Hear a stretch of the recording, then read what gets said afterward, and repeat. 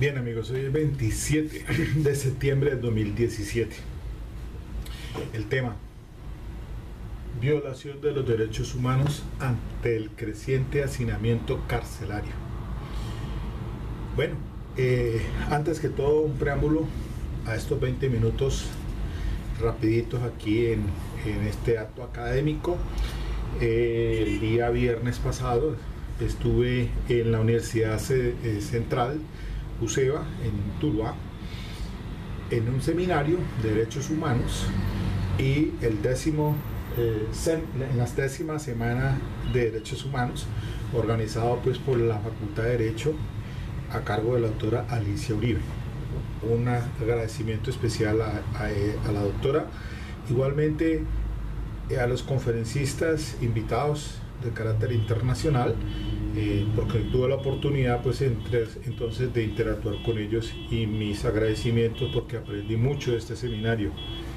Pues las exposiciones allí aparecen en el recuadro inferior. Principalmente pues se comenzó con la doctora María Marta Salazar Muñoz. Ella es de Costa Rica y trabajó el tema el hacinamiento carcelario, el reflejo de un completo fracaso. Luego entonces el doctor Filiberto Eduardo Manrique Molina de México manejó también un tema importantísimo, que es el de las crisis de las desapariciones forzadas en México. Dice un acercamiento a la creación de órganos autónomos, independientes e imparciales de búsqueda e investigación de este tipo de casos. Y también en la exposición de la doctora Cecilia María Lahoz Barrera. Ella es de Perú, peruana, pero trabaja en la Corte Interamericana de Derechos Humanos y nos nutrió con una interesante ponencia: el derecho a la verdad en la jurisprudencia de la Corte Interamericana. Ese pues, un énfasis en cuanto a los derechos humanos y lo que viene ahora después en el posconflicto. Entre otros expositores también internacionales, obviamente no hay que reconocer pues que en este evento se cumplió pues con ese propósito, mirar todo hacia lo que viene ahora en el posconflicto, en la jurisdicción especial que se está creando ya para el conocimiento, pues para establecer la verdad, la reparación y la no repetición frente a estos delitos de lesa humanidad. Y recordemos pues muy bien que allí por lo menos estuvimos en Trujillo con la masacre del año 89-90, y pues hicimos lo que es la memoria, ¿verdad? Memoria y solidaridad frente a las víctimas del conflicto, en donde por esta cuestión de los paramilitares y de la guerrilla, y también en comunicación con algunos agentes del Estado. Pues bien, pero entonces huelga la oportunidad, porque este punto que voy a trabajar es el de la violación de los derechos humanos, óigase bien, por el problema del hacinamiento carcelario. Y a propósito de ello, pues entonces me sirve mucho la conferencia que diera la doctora María Marta Salazar en este tópico. Y miremos lo siguiente, porque es que hoy justamente aparece en una prensa local un comunicado en el que se dice pues que se va a construir un pabellón más acá en la cárcel de Villahermosa ante el problema pues del hacinamiento carcelario. Pues existe una población más o menos de 5.945 presos, todos ellos en carácter de investigación, porque allí no es para condenados. Resulta que los condenados están en Herón, en una cárcel de Jamundí, pero existe pues una cárcel que solamente cupo para 2.000 personas, está casi al 200% de hacinamiento, y se dan unas situaciones pues de quebrantamiento de los derechos humanos, y miremos entonces todos los instrumentos jurídicos que existen al respecto. Comienzo entonces, pues por lo menos con la Constitución Política Colombiana. El artículo primero dice que este es un Estado social de derecho, en el que tiene énfasis el respeto, fundada en el respeto a la dignidad humana.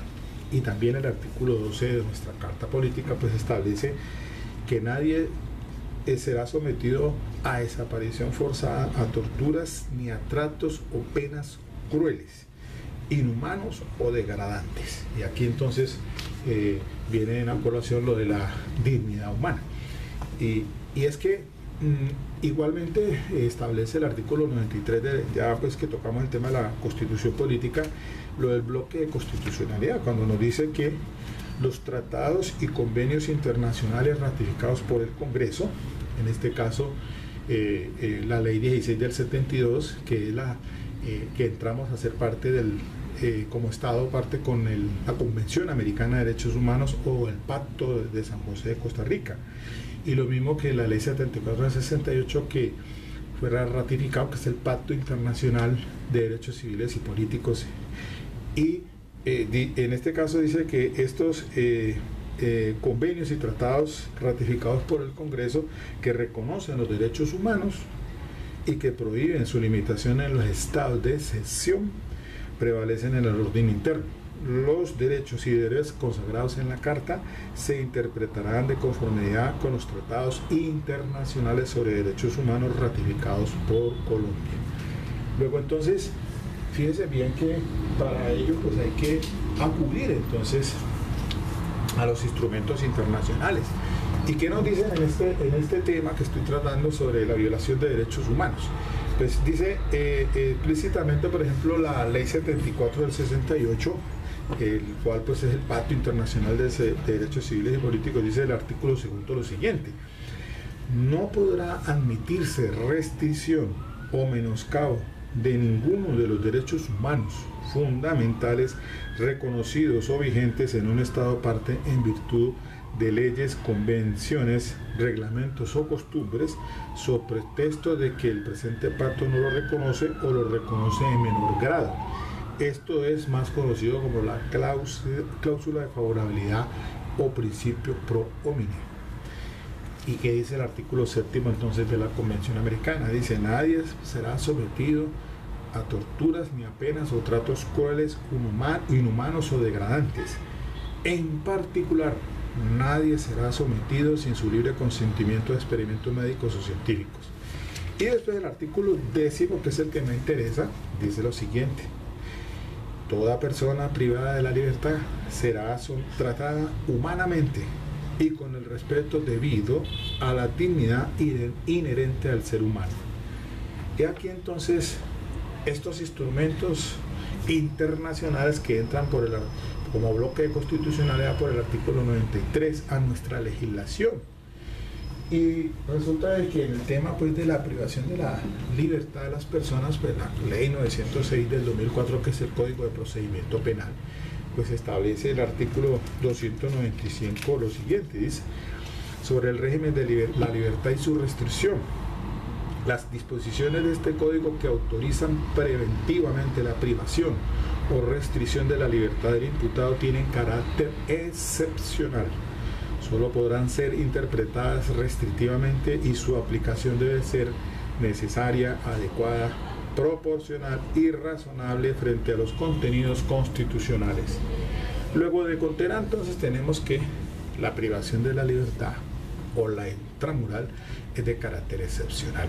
Existen entonces otros instrumentos alternativos a esa privación de la libertad. Y allí entonces encontramos en la misma codificación penal, pues cuando dicen el artículo 307 que son medidas de aseguramiento, literal A, privativas de la libertad, y dice la siguiente: la detención preventiva en establecimiento de reclusión.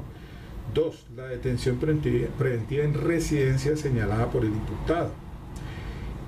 Y B, no privativas de la libertad, y hay un catálogo allí pues en 9 incisos o numerales que establecen entonces las penas no privativas de la libertad. Es una situación que deben evaluar los jueces de control de garantías para cuando el fiscal solicita entonces la medida de imposición de medida de aseguramiento.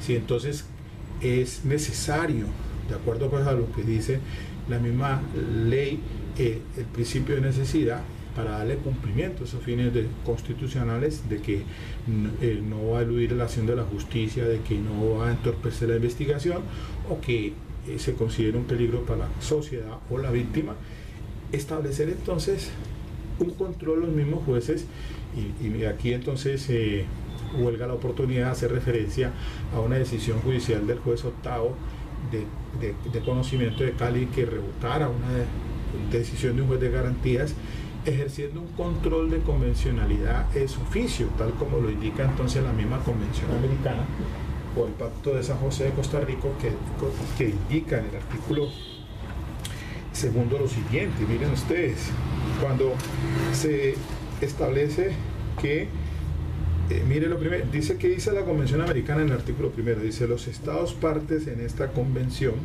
y Colombia es estado parte, se comprometen a respetar los derechos y libertades reconocidos en ellas y a garantizar su libre y pleno ejercicio a toda persona que esté sujeta a su jurisdicción, sin discriminación alguna por motivos de raza, color, sexo, idioma, religión, opiniones políticas, etc. Para efectos de esta convención, el artículo segundo, deber de adoptar disposiciones del derecho interno. Este es el control de convencionalidad de su oficio. Si el ejercicio de los derechos y libertades mencionados en el artículo 1 no estuviera ya garantizado en disposiciones legislativas o de otro carácter, los estados partes, Colombia hace parte, se comprometen a adoptar, con arreglos a sus procedimientos constitucionales y a las disposiciones de esta convención, las medidas legislativas o de otro carácter que fueren necesarias para hacer efectivos tales derechos y libertades. Cuando aquí habla de las medidas legislativas es a través de la ley o de otro carácter. ¿Cuándo se hace alusión a otro carácter? Las decisiones de los jueces, que pueden ejercer entonces el control de convencionalidad, de sopesar entonces bajo el principio de proporcionalidad, de adecuación y necesidad, si se cumplen con los fines constitucionales, solo si esa privación en un establecimiento carcelario, evitando esto, el hacinamiento en el cual están ya de por sí las cárceles, no solamente local de Cali, aquí Colombia, sino a nivel nacional y también en Latinoamérica. Por eso me llama poderosamente la atención de la conferencista, la doctora María Marta Salazar Muñoz, sobre este tema del hacinamiento carcelario. Mire, el reflejo de un completo fracaso, eso es verdad. No se trata de abrir más cárceles, ni de ampliar las que están ya. Eso no soluciona el problema. Aquí tenemos un problema de política criminal, y entrada en la vigencia de la ley 906 de 2004, pues ha habido decisiones después de carácter legislativo que le quitan garantías procesales y no permiten entonces que se tomen o haya por lo menos haya para ciertas clases de delitos que solamente por política criminal sea un exabrupto jurídico el que se mande a una cárcel una persona porque se hurtó algo que es conocido como de bagatela. Entonces no es justo que porque se robó unos bombones, o como aquí se dio una sentencia de alguien que lo condenaron por el hurto de unos caldos de gallina. Entonces eso es inaudito, y que a estas alturas vamos a juicios orales por el hurto de un objeto de poco valor o deteriorado. Eso se conoce como delito de bagatela. Entonces, y que fuera eso que esté detenida una persona por eso, cuando hay otros asuntos que por política criminal sí realmente necesitan pues otras clases de medidas. Entonces, para eso existen medidas alternativas frente a ese problema de judicialización de esas personas. Luego, miren ustedes que el problema, pues volviendo otra vez al meollo del asunto aquí en Cali, cuando el alcalde ahora dice, bueno, ampliemos un pabellón más, a ver si damos solución a esos 5.945 hombres que están en hacinamiento allí, que tengan que hacer pico y placa para dormir. ¿Cómo es posible que unos duerman 4 horas, luego se levanten para que los otros también duerman? Y al punto que, por ejemplo, ahorita dicen que en las estaciones hay 450 personas en condición de capturados en las estaciones de policía, completamente en situaciones inhumanas y degradantes, con tratos crueles. Eso es violación de los derechos humanos.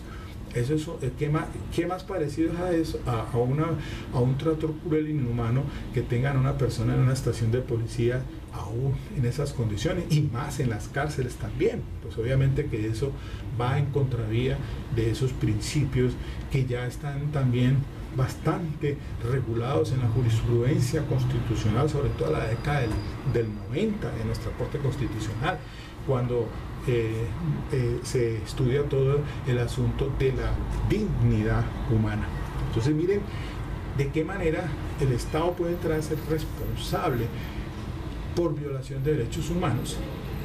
Y entonces aquí huelga la oportunidad, pues sí, hacer ver en la exposición de la autora Cecilia María de la Hoz, al punto de indicarnos el derecho a la verdad en la jurisprudencia de la Corte Interamericana.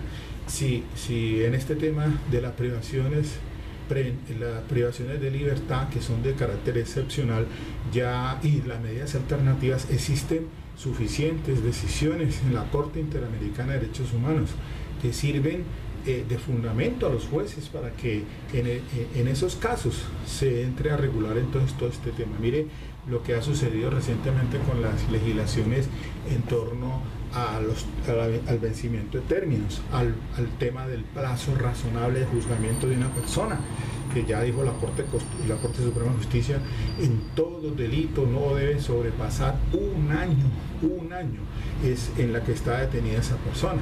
¿Para qué pedir entonces prórroga, como muchas veces hacen algunos jueces? Entonces, por razones de política criminal, siempre la idea que se tiene, y en contra de ello pues es la cuestión de los medios de comunicaciones, porque a la ciudadanía le venden otra situación, y entonces siempre frente a un caso que un juez otorga una domiciliaria, resulta entonces censurado por la misma sociedad por una cuestión mediática, cuando es una decisión que ha tomado un juez de pronto hasta atendiendo a todos estos principios del derecho internacional y que entran por el bloque constitucional en nuestra legislación.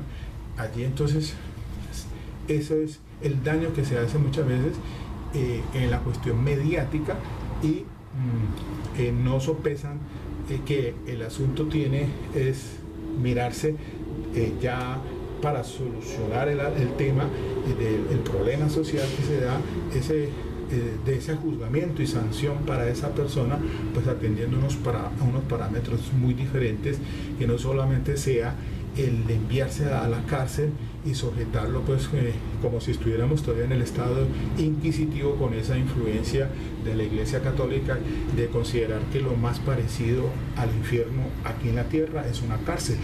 No, cuando ya, como lo dije por ahí en otra exposición, teniendo un código de tendencia acusatorio como es la ley 906 del 2004, con influencia del calvinismo, de ese sistema oral que se introdujo en el sistema anglosajón, que sea de carácter entonces no sancionatorio en privación de libertad, sino tal vez de carácter pecuniario. ¿Cuándo podemos tener una solución diferente a que se pague simplemente, pagar única y exclusivamente sea con cárcel? Entonces, ese es un punto de reflexión que tenemos que consensuar, y me parece muy importante la exposición que hicieran mis amigos ahora, y les agradezco mucho haber podido integrarme con este grupo en Tuluá, obviamente traídos por la decanatura de la Universidad Central, y que se repitan estos escenarios y estos espacios en las universidades, trayendo conferencistas extranjeros con las problemáticas que muchas veces de pronto ellos ya han resuelto en su país, o quizás que esto les sirva aquí también para resolver sus asuntos en los respectivos países. Entonces, consensuando, por lo menos ahora, en lo que es el tema central de esta conferencia, que es la violación de los derechos humanos, sí me preocupa enormemente,